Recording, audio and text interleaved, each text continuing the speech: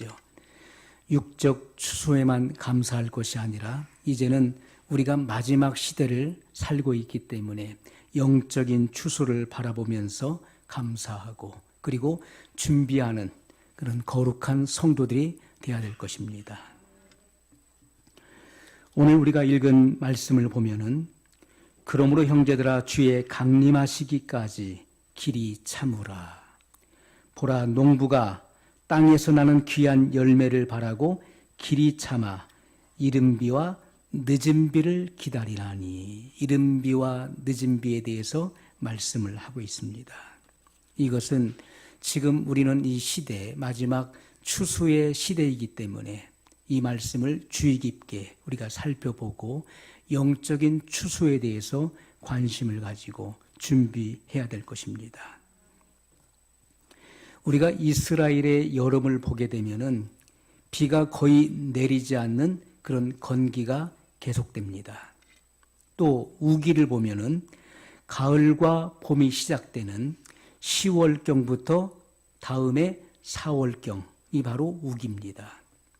그래서 그 이른 비는 10월부터 11월경, 가을에 내리는 첫 비를 가리켜서 이른 비라 이렇게 말하는 것입니다. 그래서 그 처음 비가 내릴 때, 가을 비가 내릴 때 그것이 바로 이른 비를 말하는 것인데 그때부터 우기가 시작되는 것입니다. 여름철 건기 동안에 비가 내리지 않아서 그 밭은 메마르게 되죠. 땅이 메말라 있는 그런 상태이기 때문에 비가 내리지 않으면 경작을 할 수가 없는 것입니다. 자, 농부는 농사 지을 준비를 다 갖춰놓고 그리고 메마른 땅을 바라보면서 간절히 이른 비를 기다리게 되는 것입니다. 그것이 오늘 본문에 나온 말씀이에요. 농부가 땅에서 나는 귀한 열매를 바라고 길이 참아 이른 비와 늦은 비를 기다리나니. 이른 비가 내리기 시작해서 한 2, 3주가 되면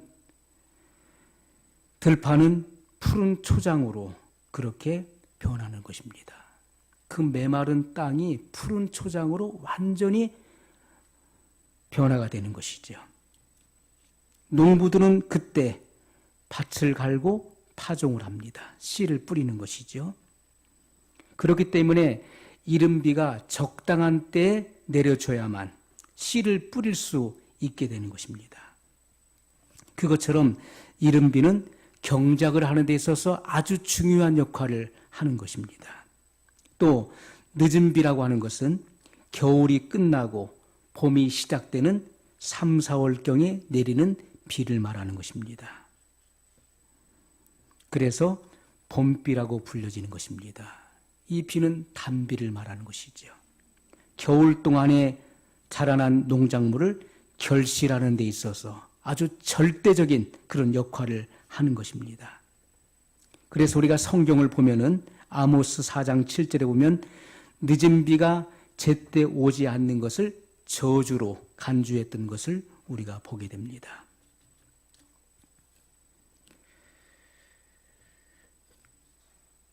자, 오늘 그 스가랴 10장 1절에 보면 봄비 때에 여호와 곧 번개를 내는 여호와께 비를 구하라.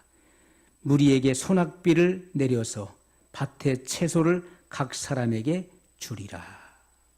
자, 여기서 말하는 봄비는 늦은 비를 말하는 것입니다.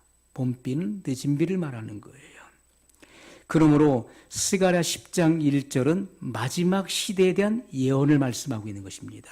봄비 때에 늦은 비, 여호와 곧 번개를 내는 여호와께 비를 구하라. 우리는 이 시대 속에 이 시대의 정황을 알고 우리가 마땅히 기도해야 될 것이 무엇인지를 알아야 되는 것입니다. 그것은 늦은 비 성령을 구해야 되는 것입니다. 무리에게 소낙비를 내려서 밭의 채소를 각 사람에게 주리라. 그래서 야고보서 5장 7절 오늘 본문에 이른 비와 늦은 비, 또 다르게 표현하면 가을비와 봄비를 말씀하고 있는 것이죠. 농부가 귀한 열매를 바라고 이른 비와 늦은 비를 기다리는 것 같이 이제 신령한 밭에 씨를 뿌리는 자 누구십니까? 예수님. 씨를 뿌리는 자 예수님. 예수님께서는 이 땅에서 구원 사역을 완성하시고 부활 승천하셨습니다. 하나님 보좌 우편에 계시고 또 이 같은 주님께서 행하셨던 그 씨를 뿌리는 그 복음 전도의 사역을 제자들에게 일임하셨습니다. 그것은 오늘 우리들에게 주어진 사명인 것이죠. 예수님께서는 귀한 영혼의 열매를 바라보시고 생명의 종자, 바로 이 복음의 씨를 말하는 것입니다. 전 세계 사람들의 마음에 뿌리는 것입니다. 우리는 이와 같은 사실을 기억해야 될 것입니다. 고린도전서 3장 9절의 말씀에 보면은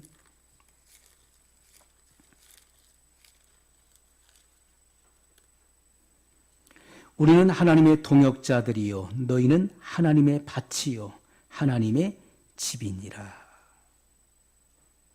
우리가 그 전 구절을 보게 되면은 나는 심었고 아볼로는 물을 주었으되 오직 하나님은 자라나게 하셨나니. 바울은 심는 자, 아볼로는 물을 주는 자. 바울은 씨를 뿌리는 자, 복음을 전파하는 자, 아볼로는 양육하는 자. 그런즉 심는 이나 물 주는 이는 아무것도 아니로되 오직 자라나게 하시는 하나님뿐이니라. 구원은 하나님께 달려 있는 것입니다. 자라나게 하시는 분은 하나님이에요. 그 영혼이 견실해지고 그 영혼이 성숙하여서 완숙한 하나님께서 추수하시는 열매가 되게 하는 것은 하나님의 주권인 것입니다.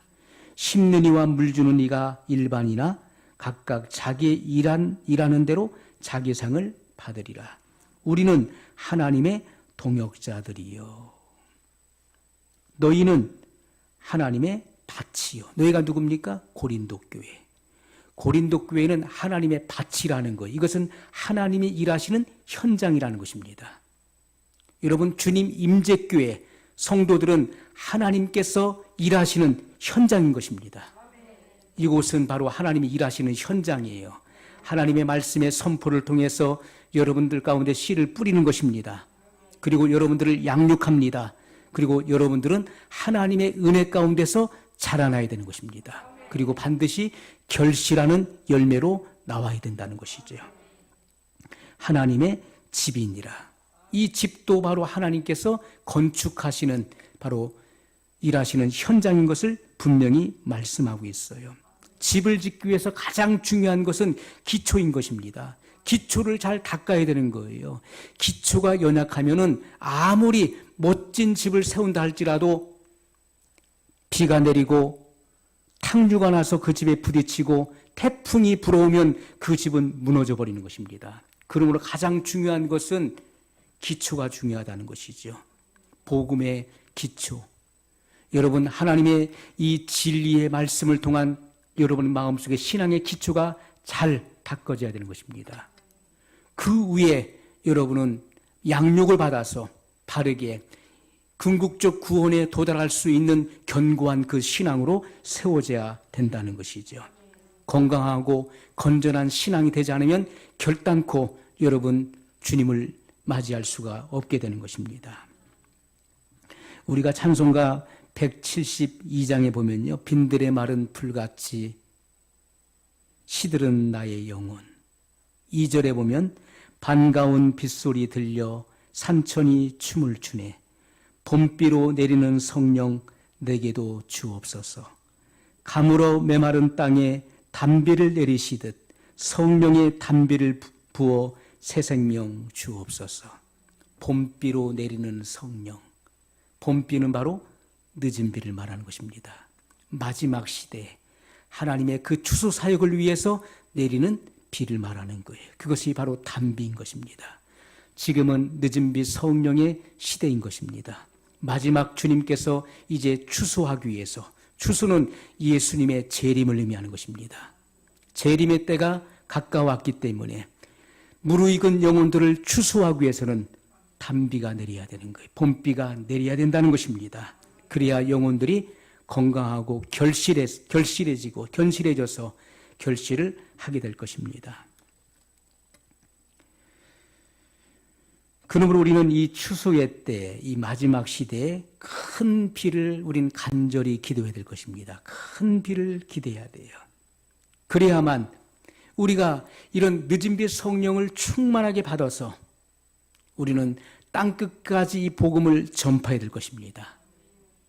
그러한 막중한 사명을 가지고 있는 것이고 이러한 일에 대한 기대와 소망을 가지고 기도하고 있는 것입니다. 마태복음 24장 14절에 이 천국 복음이 모든 민족에게 증거되기 위하여 온 세상에 전파되리니 그제야 끝이 오리라. 여러분, 끝은 언제 오는 것입니까? 이 천국 복음이 모든 민족에게 전파되기 위하여 온 세상에 증거되기 위하여 온 세상에 전파된다는 거예요. 그제야 끝이 온다. 끝은 바로 예수님의 재림을 의미하는 것입니다. 공중 재림을 의미하는 거예요. 예루살렘에서부터 시작된 이 복음, 예수님께서는 예루살렘을 떠나지 말고 내게 들은 바 아버지의 약속하신 것을 기다리라. 너희는 몇 날이 못되어 성령으로 세례를 받으리라. 예루살렘에 있는 마가의 다락방에 성령이 임하셨는데 그것이 바로 오순절날에 임하신 이른비 성령을 의미하는 것입니다. 그것은 바로 가을비를 의미하는 것입니다. 이런 이른비 성령이 교회를 탄생시켰고 예루살렘에서부터 이 복음이 시작된 것입니다. 그러므로 성경은 분명히 예언하시기를 오직 성령이 너희에게 임하시면 너희가 권능을 받고 예루살렘과 온 유대와 사마리아와 땅 끝까지 이르러 내 증인이 되리라 하시니라 말씀하셨어요. 예루살렘에서부터 시작된 이 복음의 전파가 온 유대 그리고 사마리아를 넘어서 이제 전 세계에 전파될 것을 주님께서는 예언하셨던 것입니다. 우리는 이 일의 증인이 되어야 되는 것입니다. 증인. 우리는 몸소 경험하고 체험한 이 같은 사실을 우리는 증거해야 되는 것이죠. 모든 민족을 제자 삼으라. 마태복음 28장 19절에 예수님께서 명령하셨어요. 너희는 모든 족속으로 제자를 삼아 내가 너에게 분부한 모든 것을 가르쳐 지키게 하라고 명령하셨던 것이죠. 이것이 바로 예수님의 마지막 지상 명령이었습니다. 예수님께서 이 땅에 계시는 동안에 마지막으로 하신 명령이고 말씀이었다는 것입니다. 여러분, 우리가 신부의 의 그리고 신부의 기준은 반드시 복음의 표준을 따르지 않으면 안 되는 것입니다. 성경 말씀이 표준이 되는 것입니다. 이 말씀에 입각하여 이 말씀대로 신부는 준비되어야 되는 것입니다. 오늘날 준비되어 있지 않은 이들이 너무나 많이 있는 것이죠. 예수님의 재림을 고대하고 또 사모한다고 하지만은 실상은 준비되어 있지 않은 영혼들이 너무나 많이 있는 것입니다. 그러나 막상 예수님께서 오시면 데려감을 당할 자와 이 땅에 남겨둠을 당할 자로 구분되는 것입니다. 남겨둠을 당한 사람은 참혹한 현실을 맞이하게 될 것이고 이 땅에서 그 강력한 시련을 불같은 그런 시험과 시련을 통과해야 되는 것입니다. 그리고 순교함으로써 주님 앞에 올라와야 되는 것이죠. 오늘날은 마지막 시대이기 때문에 성경의 예언과 같이 아무도 너희를 미혹하게 하지 말라. 미혹을 당해서도 안 되는 것이고 미혹을 해서도 안 되는 것입니다. 그래서 마지막 시대 징조 중에 가장 첫 번째 나오는 것이 미혹인 것입니다. 사람의 미혹을 주의할 것을 분명히 말씀하셨어요. 마지막 시대, 지금 되어지는 시대의 양상을 보면 사람들의 심리는 굉장히 불안전하고 불안하고 두려운 것입니다. 그래서 불안한 성도들의 심리를 이용해서 자신들의 이득을 채우는 이들이 많이 나왔어요. 거짓 선지자들, 거짓 교사들이 자기들의 그런 어떤 정한 이론과 그런 원리와 교리를 가지고 연약한 성도들을 미혹하는 일들이 너무나 많이 있다는 것입니다. 이와 같은 미혹에 넘어가서는 안 되는 것입니다. 미혹되는 사람은 멸망의 길을 갈 수밖에 없는 것입니다. 그러므로 우리는 두렵고 떨림으로 우리의 구원의 완성을 향해서 나갈 뿐만 아니라 항상 경계심을 늦춰서는 안 된다는 것이죠. 영들을 다 믿지 말라고 말씀했습니다. 영들이 하나님께 속하여 있는가 시험하여 확증하라. 그들을 성경의 진리의 말씀을 통해서 그들을 검증하라는 것입니다. 그들이 전파하는 그 말씀과 그들의 삶의 모든 삶의 영역을 주시하여 보고 검증할 것을 말씀하고 있는 것입니다. 여러분 2000년 전 오순절 날 마가의 다락방에 강림하셨던 성령님께서는 영적인 농사를 시작할 때 이른비와 같은 것입니다. 그러나 지금은 이제 구원의 문이 닫혀질 시대가 지금 임박한 것입니다.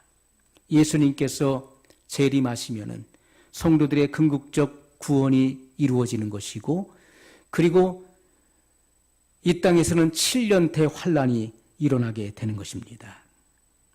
그래서 이제 추수를 마칠 때 내리는 봄비, 이것은 바로 늦은 비 성령을 의미하는 것이죠. 우리는 이 마지막 시대에 간절하게 고대하고 기도할 것은 바로 이 봄비인 것입니다. 늦은 비 성령님을 우리는 갈망해야 돼요. 그래서 늦은 비 성령을 충만히 받아서 우리는 주님의 증인으로서 땅끝까지 이 복음을 전파해야 되는 것입니다. 그 일이 아직 이루어지지 않았는데 어떻게 여러분 예수님이 재림하실 수가 있겠습니까? 어떻게 7년 대환란이 일어날 수 있겠습니까? 반드시 지금 재난의 때에 이와 같은 일들이 성취돼야 되는 것입니다. 늦은 비 성령이 임하셔야 되는 거예요. 그래서 이 복음의 증인으로서 우리는 땅끝까지 이 복음을 확산시키고 전파해야 된다는 것입니다. 많은 핍박과 저항과 반대와 그리고 어려움에 직면하지만은, 그러나 이 복음은 주님의 예언의 성취를 향해서 달려가게 될 것입니다. 반드시 이 일이 성취되어야 그제야 끝이 오리라, 예수님의 재림이 이루어진다는 것을 분명히 말씀했던 것입니다. 우리가 메마르고 가물은 밭을 보십시오. 곡식이 견실하고 성숙하기 어려운 것입니다. 메마른 밭에는요, 씨를 뿌려도 그 씨가 뿌리를 내리기 어려운 것입니다. 지금은 인심이 흉흉합니다. 사람들의 마음이 술렁거리고 매우 어수선하다는 거예요. 지금 되어지는 이런 상황들을 보면서 사람들은 굉장히 막막하고 두려움과 공포를 갖습니다. 그리고 수많은 이론들, 성경 말씀을 인용하는 수많은 그런 말들이 이런 유튜브와 또 인터넷상에 떠돌고 있어요. 이러한 저러한 것들을 막 접하면서 사람들은 굉장히 혼란 속에 빠질 수밖에 없어요. 이 말을 들으면 이 말이 맞는 것 같고, 저 말 들으면 저 말이 맞는 것 같고, 그 사람의 마음속에 이 심리를 불안하게 조장하는 일들이 너무나 많이 일어나고 있다는 것입니다.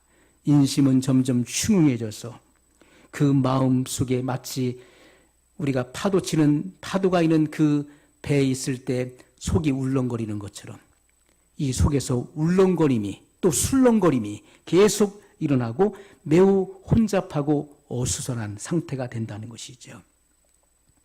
더군다나 개신교에 대한 인식을 폄하했습니다.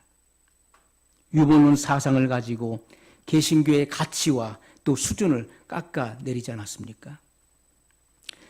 지금 시대의 흐름을 볼 때 사람의 마음의 완악함이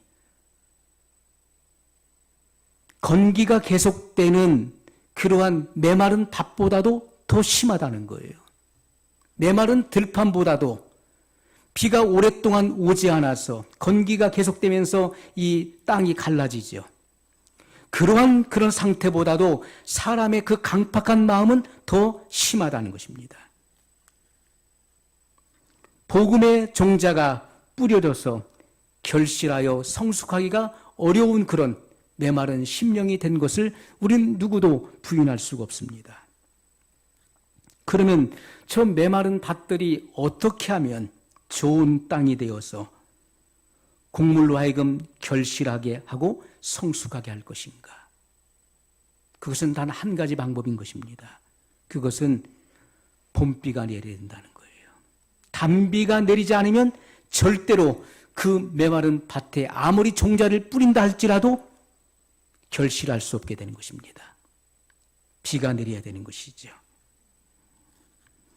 여러분, 인심의 가뭄도 큰 비가 내려야 영적인 열매를 맺게 될 것입니다. 오늘 우리의 기도의 제목은 이 같은 늦은 비 성령, 봄비를 간절하게 갈망해야 돼요. 봄비로 내리는 성령 내게도 주옵소서. 가물어 메마른 땅에 단비를 내리시듯 성령의 단비를 부어 새 생명 주옵소서. 이와 같은 찬송의 그 가사가 우리의 기도의 갈망과 소원이 되어야 된다는 거예요. 봄비로 내리는 성령, 바로 늦은 비 성령을 내게도 주옵소서. 그래야만 우리는 주님의 증인으로서 우리는 확고한 그러한 결단과 각오를 가지고 우리는 죽기까지 이 복음을 전할 수 있게 될 것입니다. 여러분, 곡식이 자라서 견실하고 성숙해져야만 예수님께서 강림하시는 날에 거두어가실 수가 있게 되는 것입니다. 익지 않은 것은, 여물지 않은 것은 주님이 추수하실 수가 없는 거예요. 거둬가실 수가 없는 것입니다. 반드시 그 곡물이 자라서 견실하고 그리고 성숙해야 돼요. 완숙해야만, 무르익어야만 주님이 그것을 거둬가실 수 있다는 것입니다. 그러므로 스가랴 10장 1절에 하나님께서 우리들에게 비를 내려주시도록 비를 내리시기를 기도하라고 말씀했던 것입니다. 우리는 마땅히 하나님의 명령에 의지하여 이 봄비로 내리는 늦은 비 성령을 우리는 간절한 마음으로 기도해야 될 것입니다. 자, 그러면 우리가 비가 내리지 않는 이유가 있어요. 비가 왜 내리지 않는 것인가? 신명기 28장 23절에 보면 하나님 여호와의 말씀을 순종하지 않고 악을 행하면 내 머리 위의 하늘은 노시 되고 내 아래의 땅은 철이 될 것이며 이렇게 말씀했어요. 하늘이 구리같이 된다. 이것은 무슨 말씀입니까? 사람이 하나님께 범죄하고 죄를 회개치 아니하면 하나님께서 그 벌로 하늘을 놋과 같이 마치 동철과 같이 굳어지게 하시겠다는 거예요. 하늘이 놋과 같이 단단하게 굳어지면 비가 내릴 수 없는 것이죠. 또 땅도 철같이 굳어질 것이다. 하늘이 놋과 같이 단단하게 굳어지면 비가 내릴 수 없지요. 그러면 땅도 철과 같이 단단하게 굳어진다는 거예요. 그러므로 아무리 철과 같은 단단한 그런 땅에 종자를 심어도 절대로 결실할 수 없다는 것입니다. 그러므로 비가 내리지 않는 이유, 우리가 늦은 비 성령이 내리지 않는 그 이유는 우리가 회개치 아니함으로, 죄를 범하고 회개치 아니함으로 내리지 않는다는 것입니다. 그러므로 비가 오지 않는 분명한 이유는 우리의 죄악이라는 것을 성경은 말씀하고 있습니다. 죄로 인해서 비를 맞을 수 없고 심령은 피폐하고 사막같이 될 수밖에 없는 것입니다. 여러분, 마지막 시대에는 죄를 짓고도 죄를 질 수 있는 이 가능성과 여지가 과거보다도 훨씬 더 많아진 것입니다. 우리가 눈만 뜨면, 그리고 집에 있든지 밖으로 나가든지 죄를 지을 수 있는 그 여지가 수없이 많이 열려 있다는 것이죠. 손에 들고 있는 휴대폰을 통해서도 이 휴대폰 속에 모든 정보가 다 들어 있습니다. 세계적인 정보를 다 공유할 수 있는 것이 이 손 안에 있어요. 음란과 또 퇴폐적인 것, 이런 것들이 수없이 많이 이 안에 들어 있습니다. 언제든지 그러한 것들을 접할 수 있는 거예요. 그러므로 우리가 이 시대에 하나님의 죄를 범하고 회개치 않는 사람, 그들은 이렇게 절대로 비를 맞을 수 없고, 그리고 그 심령의 밭은 피폐해지고 사막같이 강팍하게 될 것입니다. 비를 내리기 위해서는 우리가 반드시 하나님께 지은 죄들을 회개해야 되는 것입니다. 회개하고 비를 내려주시기를 기도하는 것이 유일한 방법이라는 거예요. 우리에게 끊어지지 않은 그러한 죄들을 슬퍼하면서 회개하고 그리고 은혜의 단비를 구해야 될 것입니다. 우리는 세계 열방에 성령의 단비가 내리기 위해서 우리는 기도해야 될 것입니다. 그것을 목적을 가지고 우리는 기도할 수 있어야 된다는 것이죠. 우리가 여러분 자연계의 현상도 비가 되는 이치를 한번 생각해 보십시오. 어떻게 비가 형성되는 것인지. 우리는 그냥 단순하게 많은 사람들은 하늘에서 비가 내리나 보다. 단순하게 그렇게 생각해서는 안 되는 것이죠. 이 지면에 있는 이 물, 그리고 바다에 있는 이러한 물이 태양의 열기를 받아서 증발하는 수증기가 되어서 올라갑니다. 수증기가 되어서 올라가죠. 그러면 공기 중에는 습기가 있어요. 그 땅에서 지면에서 올라가는 이 수증기와 공중에 있는 습기가 합성하여서 비가 되어서 내려지는 것입니다. 그것이 자연계 현상이고 법칙인 것이죠. 우리가 신령한 비는 어떻게 내리는 것입니까? 의의 태양 되시는 예수 그리스도의 이름으로 성령에 감동되어서 드리는 기도와 그리고 하나님의 약속이 합성될 때 응답의 비가 내린다는 것이죠. 이것은 분명한 영적인 이치인 것입니다. 하나님의 약속과 신자의 기도가 합성돼야 되는 것입니다. 그러므로 우리는 하나님의 약속을 부여잡고 그 약속의 말씀에 근거하여서 성령에 감동된 기도를 드릴 수 있어야 돼요. 성령에 감동된 기도는 아주 쉬운 것입니다. 그러므로 성경은 성령 안에서 기도하라. 성령 안에서 무시로 기도하라. 성령의 감동으로 기도할 것을 말씀하고 있는 것입니다. 자력으로 기도하는 것은 힘이 드는 것입니다.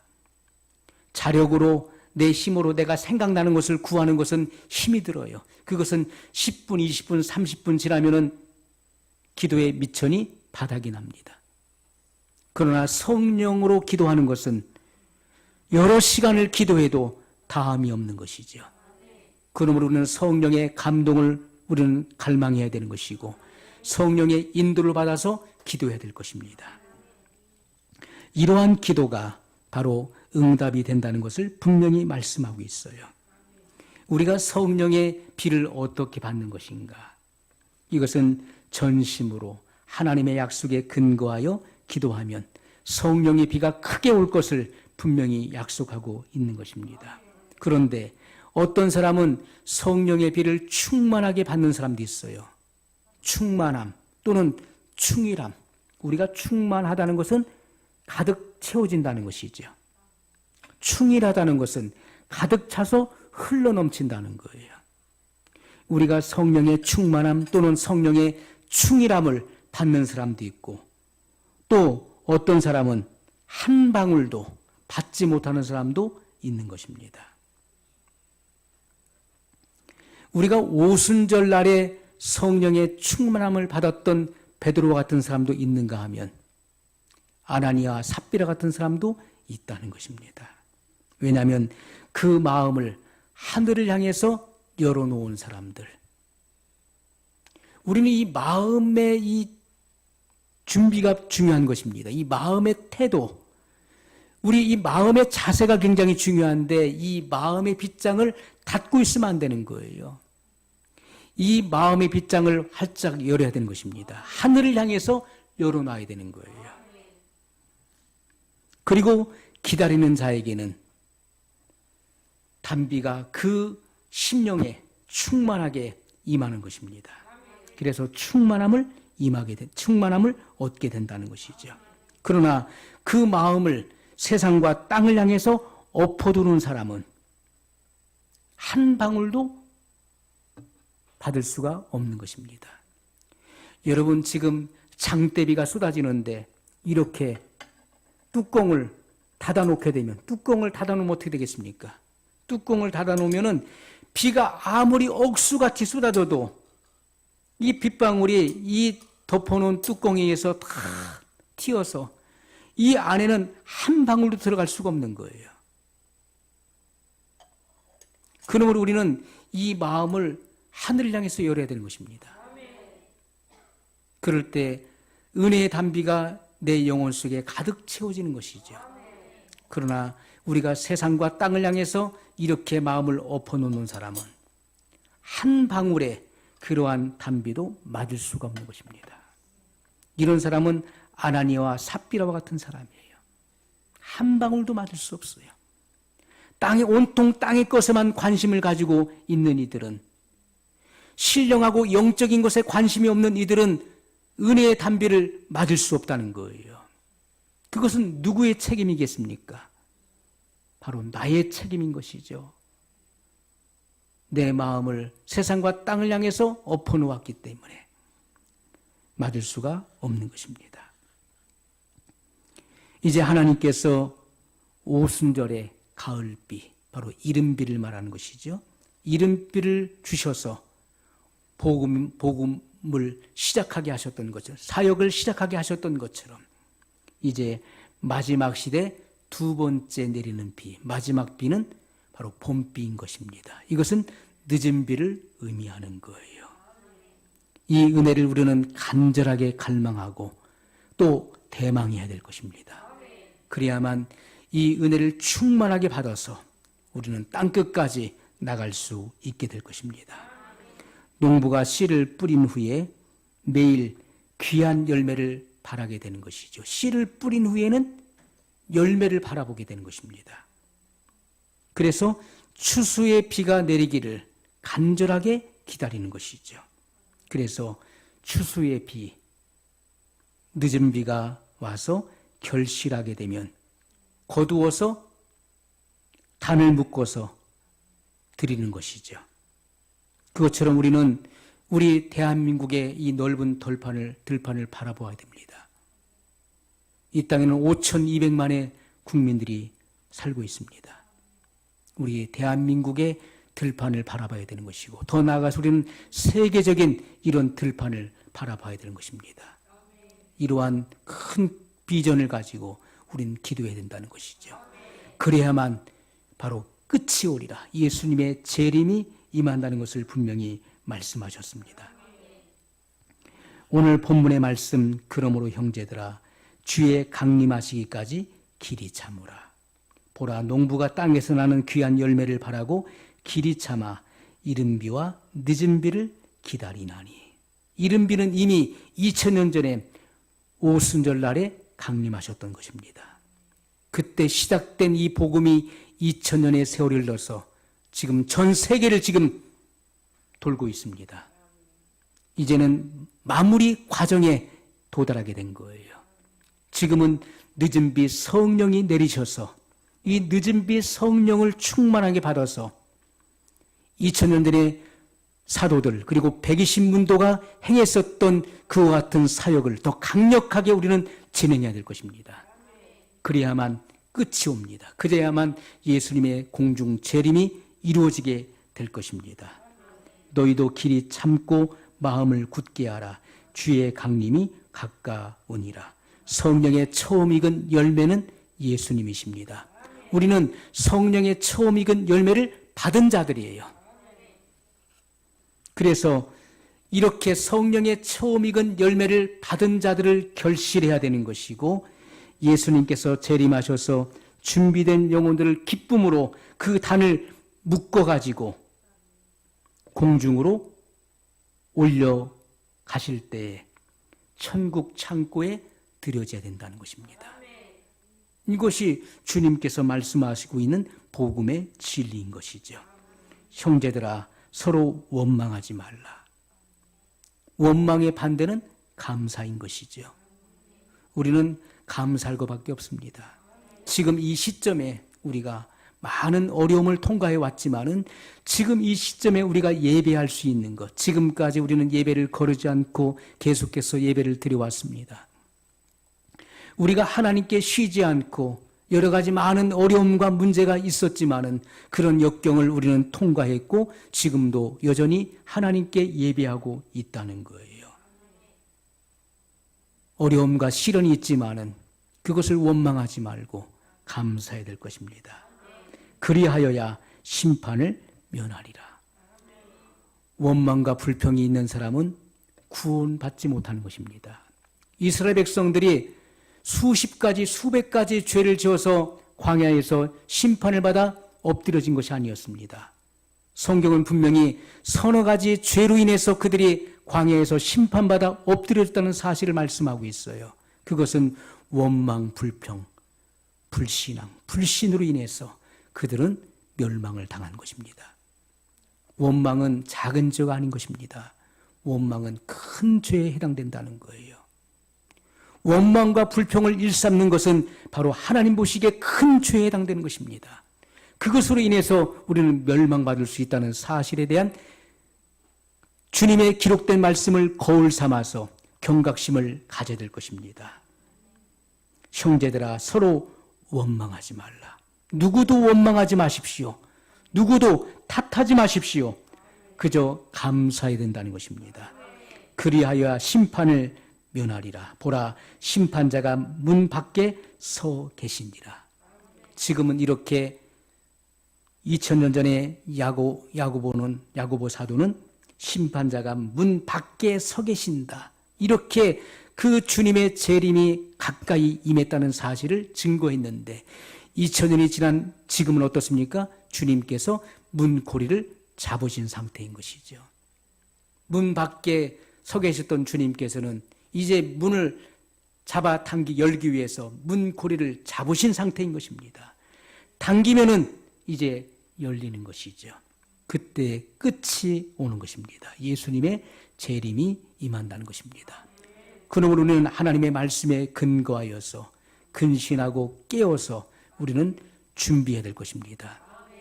아무리 예수님의 재림에 대한 내용들을 여러분이 지식적으로 많이 알고 있다 할지라도 그날에 내가 준비되어 있지 않다면 그날은 가장 불행한 날이 될 것입니다. 가장 참혹하고 가장 처참한 날이 될 것입니다. 그러므로 우리가 주님의 재림, 그 재림은 공개적으로 주님께서 약속하신 것입니다. 중요한 것은 재림의 예수님을 맞이하는 성도의 준비가 중요한 것입니다. 우리는 주님의 신부로서 복음의 표준에 맞추어서 우리는 점도 없고 흠이 없는 그런 완전한 신부로 준비되어야 할 것입니다. 오늘 말씀을 기억하면서 우리 한 목소리로 같이 기도하겠습니다. 영원하신 사랑의 하나님 아버지 감사합니다.